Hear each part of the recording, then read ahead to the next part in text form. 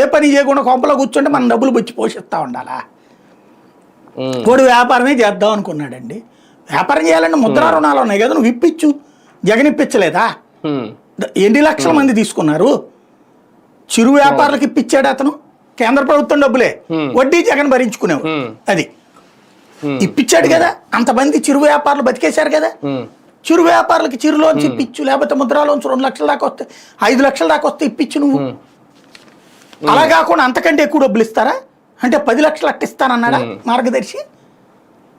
అసలు మార్గదర్శి ఏం చేయాలో క్లారిటీ లేదు. వాళ్ళని కూర్చోబెట్టి ఈవెంట్లు పెట్టి భోజనాలు ఎట్టి పంపించడం వాళ్ళకి, మళ్ళీ అందులో పోటీ ఎవడెక్కువ మందిని చూసుకుంటాడు అన్నటువంటిది. అసలు ఆ చూసుకోవడం ఇట్ సెల్ఫ్ రాంగ్. నేను అనేది అది.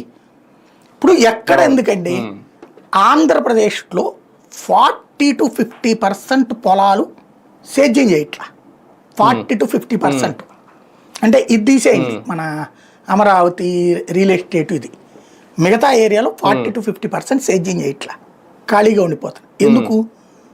రైతు కూలీలు దొరక్క.